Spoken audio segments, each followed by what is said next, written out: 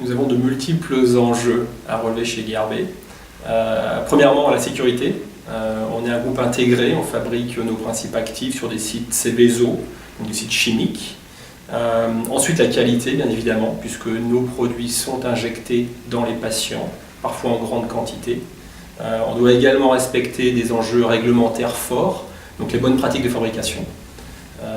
Et puis également les coûts, la compétitivité, puisque nous sommes soumis à une concurrence de grands groupes internationaux et également sur un marché qui est de plus en plus, sur certains produits, un marché de commodité.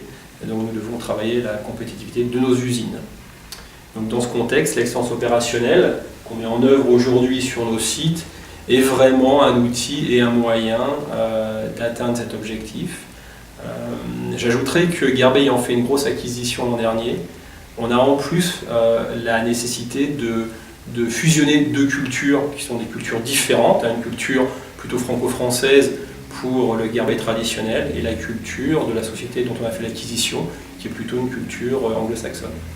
Donc cette initiative, une initiative qui va nous permettre à la fois d'atteindre les objectifs de compétitivité, de qualité, mais aussi de faire évoluer notre culture. Donc ce référentiel sur lequel nous travaillons est un référentiel qui a pour objectif d'identifier les bonnes pratiques au niveau du groupe. Quand on regarde notre contexte multisite, on s'aperçoit que sur chaque usine, dans chaque usine, on a des pratiques qui sont au niveau, je dirais, de maîtrise, voire d'excellence dans certains cas, qui, si on pouvait les combiner sur toutes nos usines, nous permettrait d'atteindre l'excellence beaucoup plus rapidement. Donc l'enjeu du travail qu'on est en train de faire, c'est de permettre à chaque usine d'avoir accès à ces pratiques et de décider, avec un niveau d'autonomie assez important, l'idée n'est pas d'imposer un carcan, d'imposer des process. L'idée est de permettre aux usines d'identifier ce qu'elles doivent améliorer et ensuite de leur donner les moyens d'aller chercher ces bonnes pratiques. C'est un peu le principe aussi de copie avec fierté, d'être capable de copier avec fierté pour mettre en œuvre ce qui fonctionne, dans la mesure où ça répond aux enjeux de l'usine. Donc ça c'est une chose. Et la deuxième chose, c'est également cette volonté de favoriser l'esprit d'initiative et de créativité sur les sites. C'est-à-dire que les sites doivent pouvoir, dans ce contexte, malgré tout, innover et continuer d'innover, continuer d'expérimenter pour développer des nouvelles pratiques qui ensuite seront mises à disposition.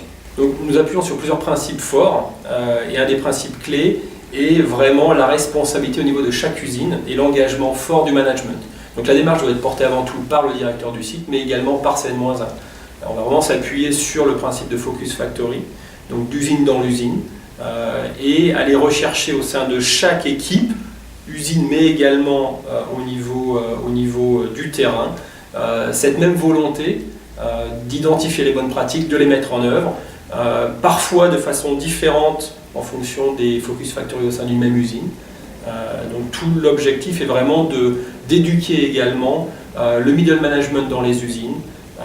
Et donc ça, c'est un exercice que nous allons faire au mois de janvier.